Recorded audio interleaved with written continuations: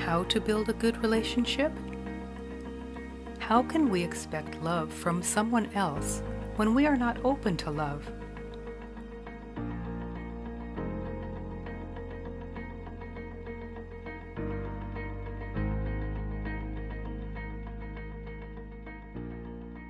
Thank you, Lucy, for your words.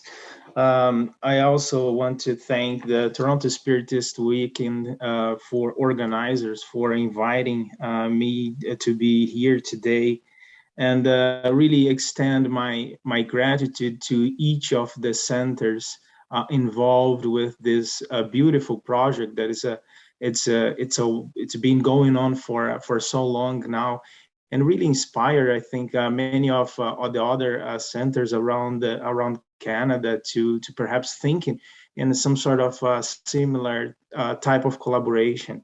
Um, I want also to thank Marcia Lee to be the person bringing the invitation and really doing that difficult job of simultaneous translation.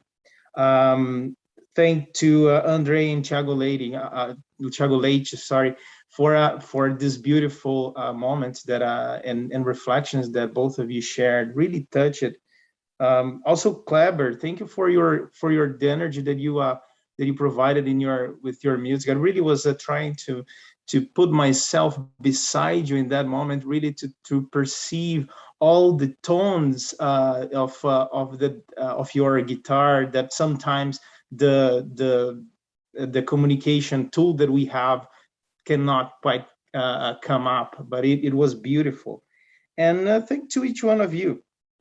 To me, it is a great pleasure. I'm really delighted to be here today with you to talk about Jesus, to talk about all the doctrine that we so much love, and to talk about adoption. So I'll try to see if I can share here my screen.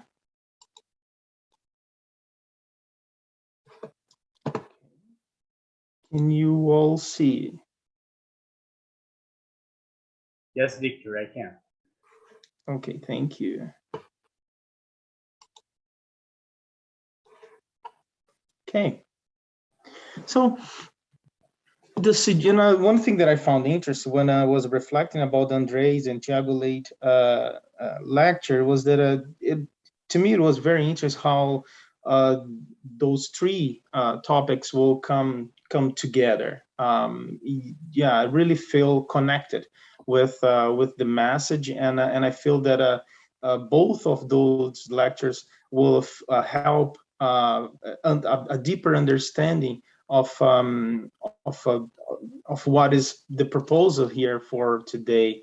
And what we are suggesting is to really first start with a context of what this adoption means, more like trying to understand the magnitude of that situation around the globe, and then really share some reflections that Spiritism brings to us, and then with an example, perhaps we'll do this exercise of bringing the meaning of those reflections to our day-to-day life, and we'll finish with Jesus' last teaching. So when we think about adoption, the first thing that one may think about or may ask himself is that why adoption? Um, the child population makes up to approximately 2.2 billion. So that's out of the more now dated number of 7 billion world population. But just to give an idea, out of this 2.2 billion, about 143 to 210 million of those children are orphans.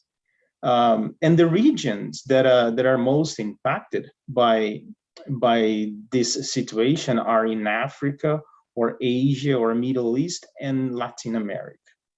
There are countries such as India, China, Nigeria that the orphans the population it ranges from 12 to 21 million. And some other countries like Zimbabwe, Lesotho, Zambia, the orphans accounts to 20% of their total population of children. And the question that one can come to one mind is that okay, so what is a child's right? In terms of social understanding, one would agree that it is the child's birthright to live, to get education, healthcare, shelter, protection against physical and psychological abuses. And when we look at this map, it tells a story here.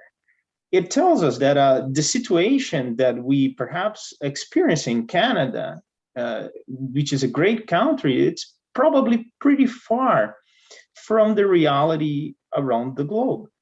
So this color, the color red, and the colored regions are the place where are the worst places for in terms of children rights, and they often also tell the story of what the conditions of orphans and the number of orphans. So bringing that into perspective and understanding the magnitude of the problem, we now look at Spiritism, and in the question 5, more specific, in the question 582, Allan Kardec asked the spirits, can parenthood be considered a mission? In which the spirits answer that it is, without any doubt, a mission. And at the same time, a very great duty that involves parents more than they might think concerning their responsibility for the future. God has placed children under the care of their parents so that they may guide them on the path of the good, and has facilitated their task by giving children a frail and delicate organization that renders them accessible to all sorts of impressions. However, there are those who are more concerned with training their trees in their orchards and making them produce fine fruit than with training the character of their children. If the children fail due to their neglect, they will have to bear the punishment, and the sufferings of their children will come back to them in a future life because they did not do what was incumbent on them for their children's advancement on the path of the good. Now, we're going to dive a little bit deeper into this answer, the answer that the spirits provided, trying to understand some of the symbols and the virtues that the spirits are talking here. But here is where I think the light starts shining, and how those speeches that we have before from Andre and from Tiago come all together, right? So here the spirits are talking about duty, and we'll talk more about duty. And Tiago highlighted this virtue quite a bit during his presentation as well, right? So we're gonna dive a little bit deeper on that as well. But here we have also the spirits talk about punishment. They talk about sufferings, right? And again, then we go back to Andre's speech and in early on, and we see that relationship very clearly. So the reflections that were shared back then will help us fully understanding in a deeper level this answer as well.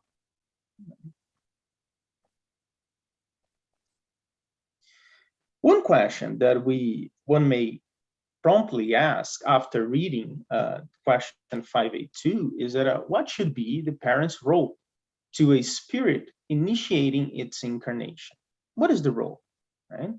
We'll reflect on this question in 3 areas. The first, observation. Second, effective application. And the third one, the moral duty.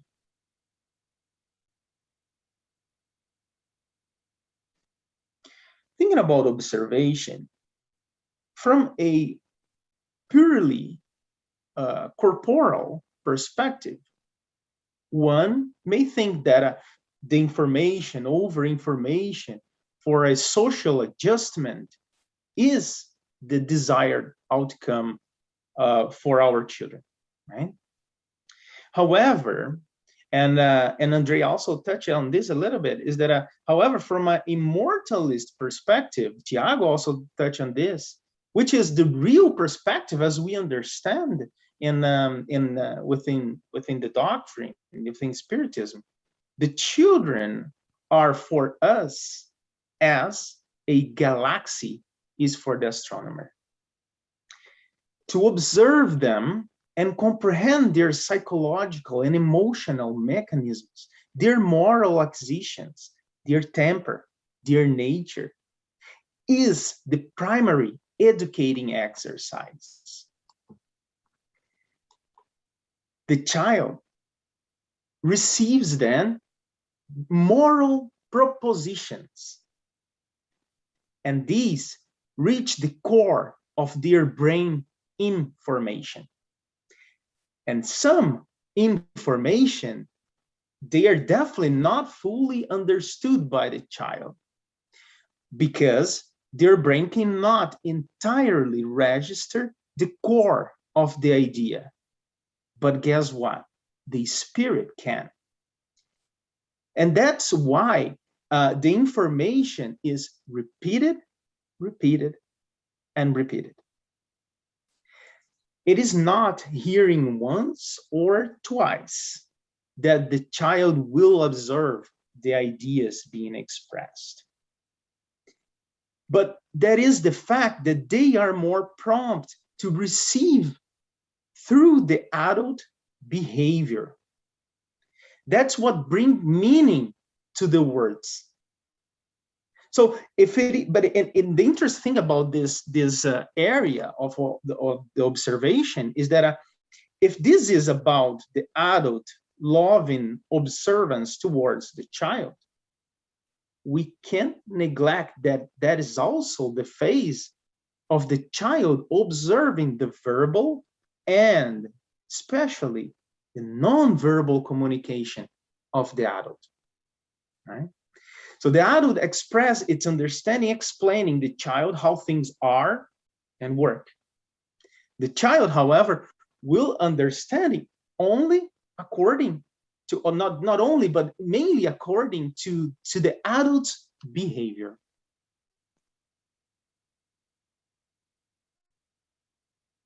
How about the effective application? The child then, let's recap as some of the informations that Spiritists bring to us, and we all know. So the child is starting a new incarnation, or he's starting a new reincarnation, better saying, right? This is a new experience, right?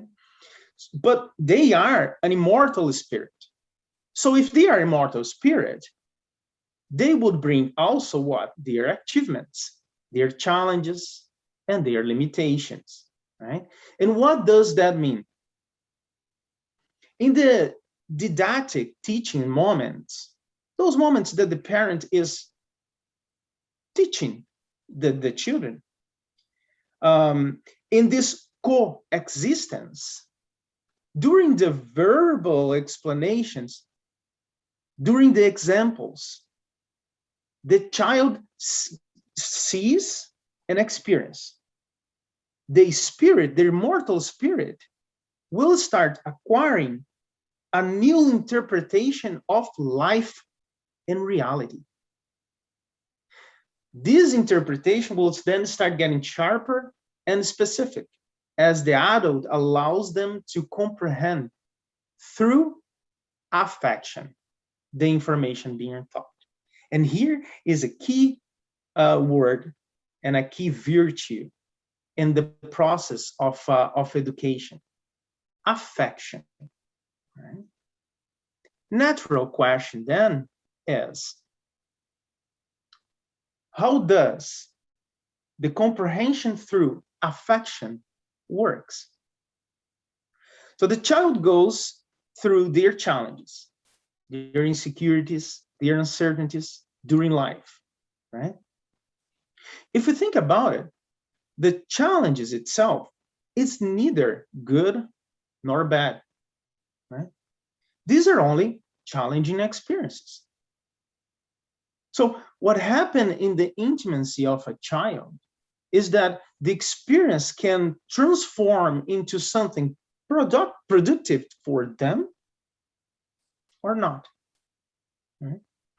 Affection will embrace the child, especially during its challenging times. When a child is loved and supported, to comprehend its role as a spirit that deserves to learn, that has the merit of becoming an apprentice of life, such that they connect to their power, their capability, their capacity of solving their challenges.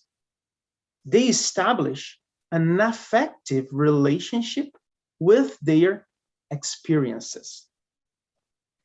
This, my friends, is the core of this process. To support the child to perceive an affective relationship with their experiences. And how does that get processed? How is it possible to offer an affective relationship with the experiences of life to a child? How can we offer this to a spirit transition through a childhood? To help understand some of these questions, we'll perhaps use a simple example.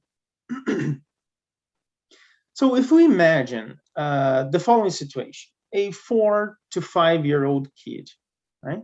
Perhaps was running, she tripped and fell in the ground, right? And had that immediate reaction of looking to his mom, right? So what does that mean? What does that look mean? Right? And again, this is an example that, so we're going to a broader concept to an example to try to come back and then understand the bigger, broader concept, right? So it's just an example, okay? So she looks at the mom, trying to understand what happened to her. Right? This is an experience that she was not expecting at all. Right? Falling is a physical manifestation, right, of an unexpected experience. And what does an unexpected experience means to the child psychology? So what's gonna be telling them is the mother's verbal and nonverbal actions that will really inform what happened, right? So if the mom, so let's imagine the situation. So the mom looked back at her, and now the mom is scared. It's angry, start yelling at her, right? Shane's saying that, for example, she or he does not pay attention. That the child will, so what happens is that the child will capture that experience as being danger, as being something that it's not good, right? But the child is in the ground, is feeling pain, is emotionally challenged, and even after all that, the adult is using aggression or aggressive words towards her or him. This attitude, in a deeper level, it frustrates the hope for embracement. So instead, the child will feel abandoned. And if the spirit in its infants have this frustrated experience over and over again, what will happen? So the feeling of being abandoned may be amplified. And that's throughout the daily challenging experiences. Right? So this simple example, it illustrates how could the feeling of being abandoned be aggravated, since the adult, the mom in this case, is, and we all, and all parents are, the archetype of the creator itself in their lives. So this, in a deeper level, will distance the spirit reincarnating further from the divine laws. In a deeper level, it may reflect the feeling of being abandoned by God.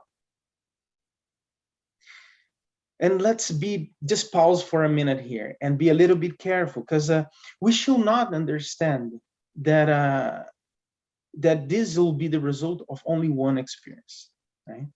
This happens throughout life, throughout the childhood, many and many experiences, reinforcing that aggression, that bad, that perception of the experience over and over again. Right? And the other thing to say here is that this also does not mean that we should blame or even consider that parents shall not make mistakes. That's definitely not the case. That's definitely not the intention. There is no perfect education with imperfect educators. We shall say, and what we shall say, however, is that if the feeling of love is amplified towards an existential caring, the parents can understand the role of that experience in an immortal spirit in evolution. Right?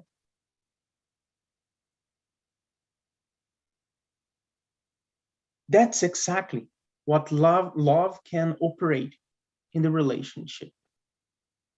Understand and comprehend, feeling its role on humans' relationship. When we have existential attention with our children, we feel the attention and we occupy ourselves with them. We want to understand their joys, their sorrows, their achievements, their failures. We want to understand how they are operating and how deep inside they are comprehending or not the divine laws. We are attentive to what they go through in their intimacy. Our attention shall be caring and loving, but also assertive and proactive. This is a set of proactive actions that lead us to observe how these spirits momentarily, our children, is working in their new bodily experience in the face of course, the daily life situations, right? How they are inserting themselves on their journey towards spiritual acquisitions or not. So in the example of the mom, how could she act perhaps differently, right? So the child again fell, looked at the mom, right? So if at that moment the mom look at them with expression of encouragement and confidence, warmly welcoming them, the child understands that unexpected experiences very differently. The child can still cry and very likely will cry because it's feeling that pain. This is a psychological or sorry, a physiological reaction or feeling, right? But the experience will not be intensified in the same way as if the mom would have expressed the dread or fear.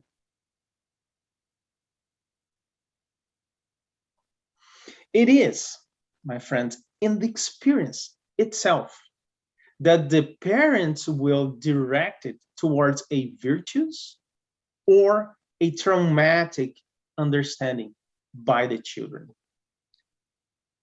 Trauma and virtues are not interpretation that the children have. It is a co-interpretations that the children have from the adults in their lives. This concept can be amplified broadly. If the adult brings the insipid reality within itself, and here perhaps could be an application of the passage that Andre reminded us in the early on, right? Being the salt of earth, right? So if being insipid reality, bringing that, it will be transferred to the child. However, if the adult brings loving reality within itself, virtuous principles will be transferred to the child. And the child will understand the experience very differently. And not only the consequences, but also the experiences in itself. For instance, bringing it to morality, falling, standing up, losing, winning. What are those? They are expressions that human being will have in their life and in their relationships. What is then the parent's role to the child, if not of the one making all effort to best become the conscious mirror of the divine laws? To become a mirror, comprehending that the function of bringing the reality of life to a child is more vigorous and causes greater impressions than one could perceive. Parents bring within the capacity to allow their children to understand what is happening in their intimacy. And here we say parent or adult or the significant adult, right? So how about moral duty? The child education, as we have been reflecting together, is required loving observation, requires affection. And that's only possible if the parents' hearts are willing to progress on the basis of a moral duty to develop unconditional love. And our friend Andre earlier on also talked about unconditional love in a deeper level, in the more absolute level. And then we ask ourselves, how can we develop unconditional love? And many parents probably will say and feel that they feel unconditional love, right? Many parents will probably say that, for example, that they will give their lives for their little ones, and we have no doubt that this is real. But what can we understand here? What is the concept that we are reflecting? Beforehand, it is fundamental to understand that unconditional love, it's only possible to be expressed by the unconditional loving behavior. The unconditional loving behavior is learned, reflected, and felt. Otherwise, the expression of an unconditional love does not reach the comprehension of the child. That happens through the interior process of self-welcoming and welcoming others, acceptance, comprehension, education through moral duty.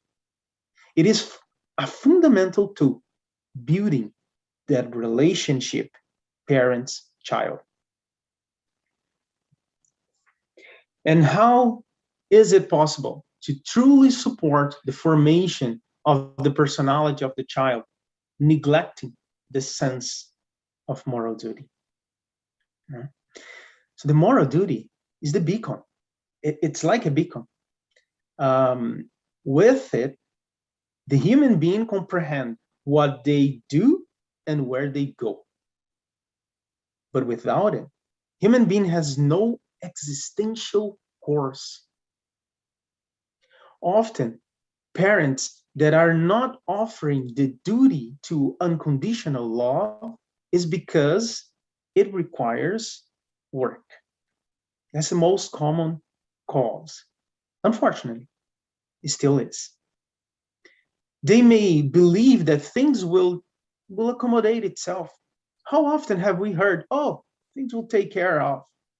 It's only solely with time, things will magically resolve. That's not how it happens. Things does not just happen so with time. It is not soul time that will teach the child or the youth the noble functions of their lives.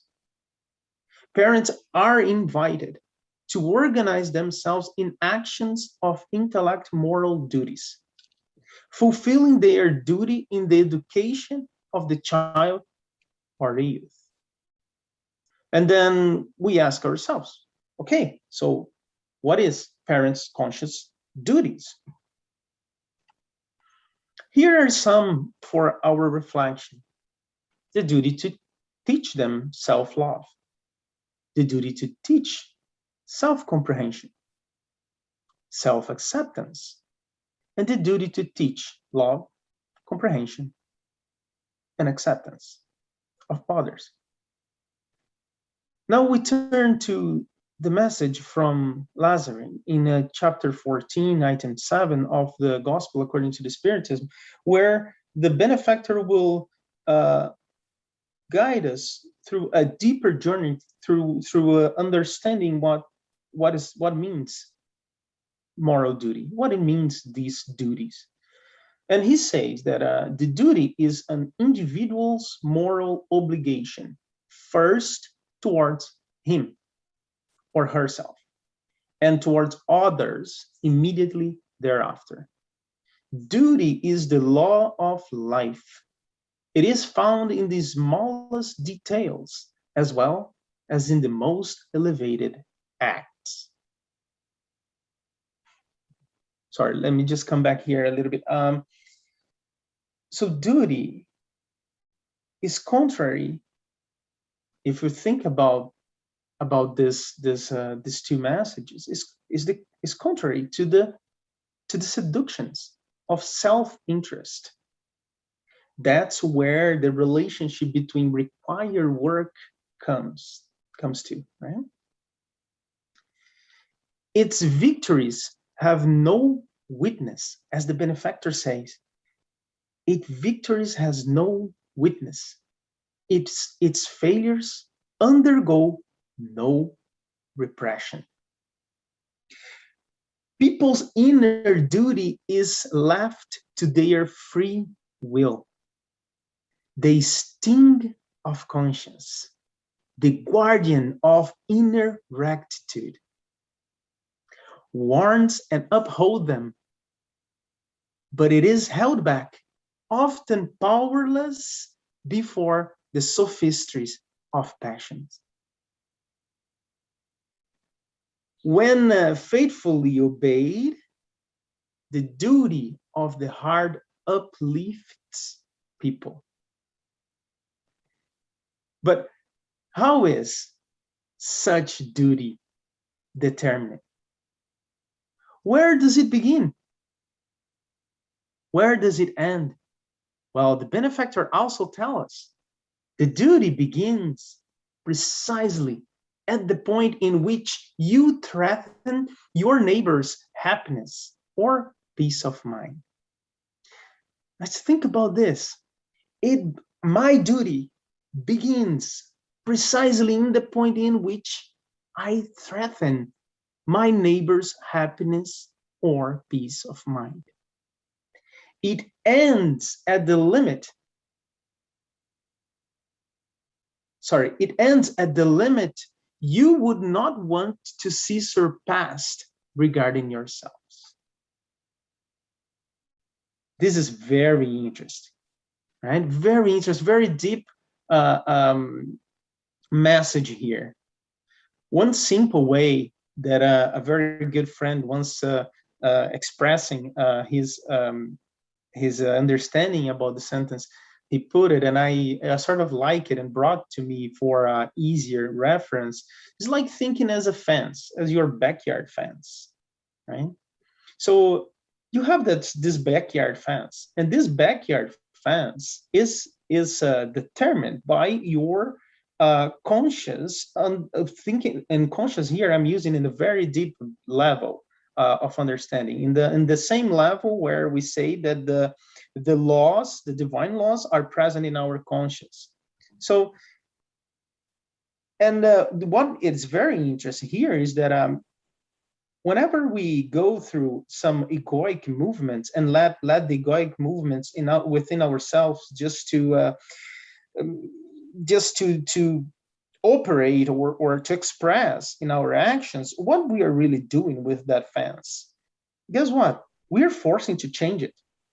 So we are either pushing out our fence and trying to get a responsibility for something that's really not ours, or we're doing the opposite, pushing inwards and let what is our responsibility outside as if it was not ours. But guess what? That really doesn't really change the fence. The fence is where it is, right? And the question that we do to make ourselves is that how do you know what really is your fence? Well, guess what? It's only through self-knowledge, right? So how can we know without self-knowledge, right? So the duty is the most beautiful, as the benefactor said, laurel of reason. It depends on it like a child depends on its mother. Humans, we all should love duty. It provides the soul with the strength it needs for its development. Duty grows and radiates under a more elevated form that each of the higher stages of humanity, at the very different stages of humanity. Individuals' moral obligation towards God, our moral obligation towards God, never ceases. They should reflect the virtues of the eternal. The great responsibility of the parents is to approximate then the children to God. But then again, to accomplish it, the first thing to do is to approximate ourselves to God. Your children, or our children, are immortal spirits, right? That the parents receive or choose in the process of co-creation to collaborate with God, conducting the children to God, brothers in humanity to the path of good through the formation of the character. In this mission, parents will respond to everything that happens with their children as long as it is within their responsibility, within their fence. Now, my friends, allow me to share a story that perhaps will help us bring some of those meanings further towards our day-to-day life and inspire us. This is a true story. She was just 4 years old. And when crossing a highway, she was run over by a truck. The little brother who was with her died. And she was in hospital for days, weeks, months. Nobody came to complain. And Quota, as it was her name, ended up staying there in the hospital. They taught her some things here and there so that she could go pay herself, right? And then what happened is that over time, she began to assist in the hospital with some services. More than 60 years have passed. No family, no home. She never knew what is or it was to call someone a mother, a brother, a dad. Then an employee newly hired in the hospital met her and felt sorry for her. So the information around in the hospital was that the hospital administration was looking for a temporary home for that lady. So the idea would be then to find a suitable place that that could support her. And Glaucia, the employee, offered to take her home. So she thought, well, after all, it will be just for a little bit, right? But guess what? The little turned into months, and which end up adding up, and after all, Glaucia finally understood that the lady would not leave her home. So she took certain steps. First, get a birth certificate, and then after that, file an adoption application. But very strangely, Glaucia found that she was in her early 30s, could not possibly adopt a 70-year-old woman. Legally, what she got was something like a permit for Quota to reside with her. And then Quota she has a mentality of a child. A child, again, who lived in an institution for many decades and had some really bad habits, requiring Glaucia's intensified effort to re-educate her. What is surprising about this lady is that she started to use the magic word mother with all the joy. In the face of any difficulty, like any child, she calls her mother, Glaucia. Mother who surrounded her with affection and protection, who offered a home, who taught her that love exists above and beyond blood ties. An angel who has come into her life. And we ask ourselves, what reasons will God have for having united these creatures? Only He knows. What we realize is that there is love in that relationship. An extraordinary woman who gives everything that love can offer and say with all the letters and with all her gesture that the motherhood of the heart is much more vigorous than that of the body. God bless all the hearts that open to welcome the children of the flesh of others, of the different races, of different ages. And if we reflect about it, we can all consider ourselves adopted children of each other. That's because true parenthood proceeds from God, the divine parent, who created us for the eternal glory. Now, let's turn to that moment where Jesus was at the cross. and at his feet was Mary.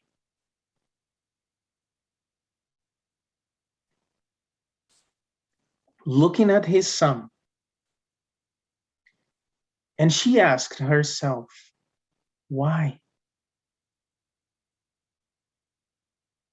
She feels a gentle touch on her shoulder. There is John the Apostle.